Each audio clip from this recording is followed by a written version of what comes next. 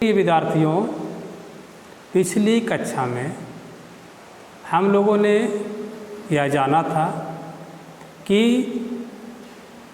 भारतीय संविधान द्वारा नागरिकों के 6 प्रकार के मौलिक अधिकार प्रदान किए गए हैं। उन 6 मौलिक अधिकारों में से एक था समानता का अधिकार। समानता का अधिकार भारतीय संविधान में अनुच्छेद 14 से 18 तक में उल्लेख किया गया है। राइट टू इक्वलिटी संविधान के द्वारा इसमें जो अधिकार नागरिकों को दिए गए हैं या जो व्यवस्था किया गया है, इसमें पहला विधि के समक्ष समानता अर्थात इक्वलिटी बिफोर लॉ। इसका वर्णन भारतीय संविधान के अनुच्छेद 14 में किया गया है और ये जो व्यवस्था है यह ब्रिटेन के संविधान से भारतीय संविधान में अपनाया गया है।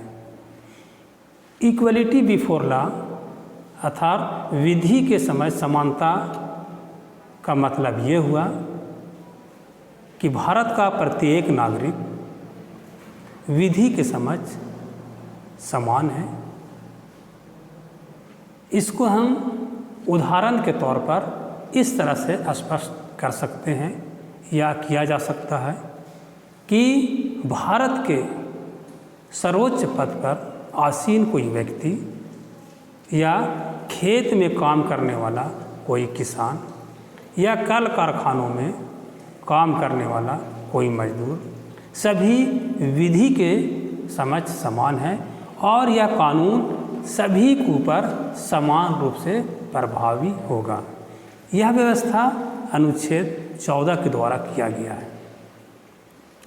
दूसरा, धर्म, मूलवंश, जाति, लिंग एवं जन्म स्थान के आधार पर भेदभाव का निषेध किया गया है। यह व्यवस्था भारतीय संविधान के अनुच्छेद 15 के द्वारा किया गया है।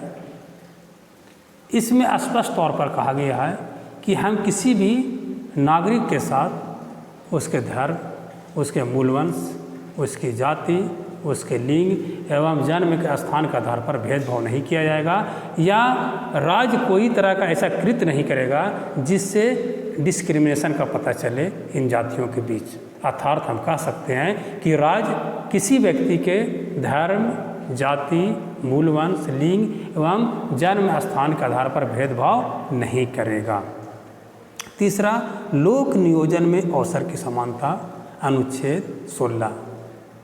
भारतीय संविधान का अनुच्छेद 16 में यह स्पष्ट कहा गया है कि लोक नियोजन में अवसर की समानता होगी। अर्थात कहने का मतलब यह है कि सरकारी नौकरियों में सभी नागरिकों को भारत के परिसीमा में भारतीय क्षेत्र में निवास करने वाले सभी नागरिकों को समान रूप से अवसर दिया जाएगा। परंतु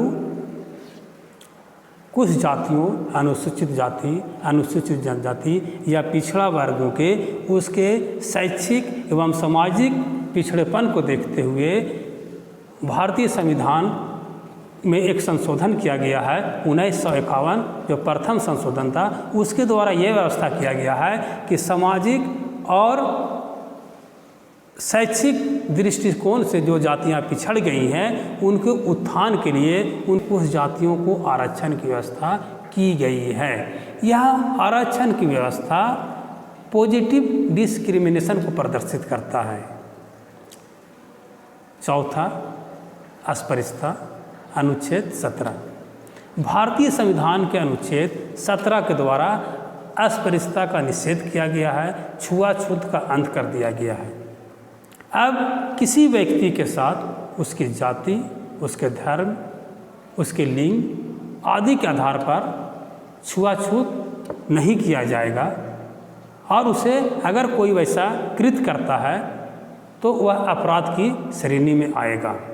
उदाहरण के तौर पर कोई भी व्यक्ति भारत का नागरिक, चाहे उसका जाति कुछ हो, धर्म कुछ हो, उसकी भाषा कुछ हो, वह भारत के सार्वजनिक जगहों स्थलों पर निर्बाध तरीके से आ जा सकता है।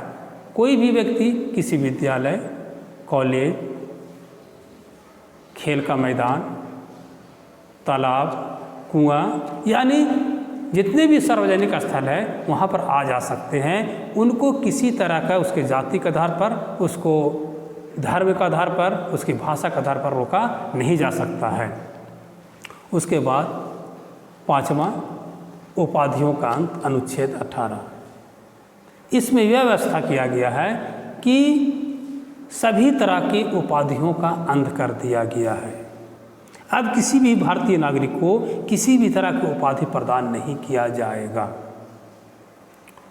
ये उपाधि को जो हटाया गया है, उपाधियाँ देने की परंपरा को जो हटाया गया है, इसके पीछे एक उद्देश्य था। उद्देश्य यह था कि अगर किसी को उपाधि दिया जाता था और कोई व्यक्ति को उन उपाधियों से वंचित किया जाता था, नहीं मिल पाता था, नहीं दिया जाता था, तो यहाँ पर एक गैप का पता चलता था, अंतर का पता चलता था। लोग जिसको उपाधि प्रदान किया जाता, दिया जाता था, उसको श्रेष्ठ समझा जाता था, और जिन लोगों को उपाधि नहीं मिलता था वो अपने आप को कमतर समझते थे, हकीर समझते थे, अपने आप को निम्न समझते थे। इसी गैप को हटाने के लिए, इसी अंतर को हटाने के लिए उपाधियों का अंत कर दिया गया है। लेकिन कुछ विशेष मामलों में अभी भी अवार्ड्स, सम्मान दिए जाते हैं।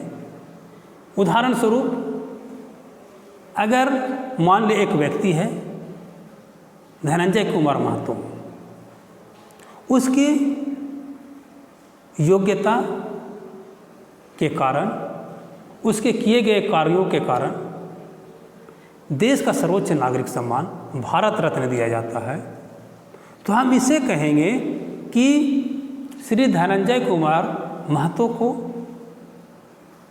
भारत रत्न से नवाजा गया है, सम्मानित किया गया है। हम उसको इस तरह से अंकित नहीं कर सकते हैं कि भारत रत्न धनंजय कुमार महतो। दूसरे शब्दों में हम इसको इस तरह से उसको कह सकते हैं कि धनंजय कुमार महतो को भारत रत्न से नवाजा गया, सम्मानित किया गया। कुछ ऐसे भी जगह हैं, कुछ ऐसे भी अभी क्षेत्र हैं जहाँ पर व्यक्तियों के स्किल्ड, उसके हुनर, उसके योग्यता के कारण कुछ अवार्ड्स दिए जाते हैं और उसके नाम के सामने उसको लगाया जाता है। जैसे एक चिकित्सक का स्किल है, कोई चिकित्सक क्षेत्र में माहिर है, उन्होंने डिग्री हासिल किया है, प्राप्त किया है, तो उनके नाम के सामने डॉक्टर शब्द लगाया जा सकता है। जिस तरह से सेनाओं में रैंक व्यवस्था है, तो वहाँ रैंक को जोड़ा सकता है, जैसे ब्रिगेडियर धनंजय, ये लगाया जा सकता है। तो बच्चों, आज हम लोगों ने समानता के अधिकार के अंतर्गत नागरिकों को कौन कौन से अधिकार दिए गए हैं उसको संक्षेप में रिवाइज करते हैं। इसमें समानता का अधिकार में पहला था विधि के समक्ष समानता, अनुच्छेद 14। दूसरा, धर्म, मूल वंश, जाति, लिंग एवं जन्म स्थान के आधार पर भेदभाव पर रोक किया गया है, निषेध किया गया है, अनुच्छेद 15, आर्टिकल 15 में इसका व्यवस्था किया गया है। तीसरा, लोक नियोजन में अवसर की समानता, अनुच्छेद 16। चौथा, अस्पृश्यता का निषेध किया गया है, अंत किया गया है, अनुच्छेद 17। पाँचवा, उपाधियों का अंत, अनुच्छेद 18। प्रिय विद्यार्थियों, हम आशा करते हैं कि आपको समानता के अधिकार के अंतर्गत कौन कौन से अधिकार नागरिकों को प्रदान किए गए हैं अच्छे तरीके से समझ में आ गया होगा। अब नेक्स्ट वीडियो में मिलते हैं। धन्यवाद।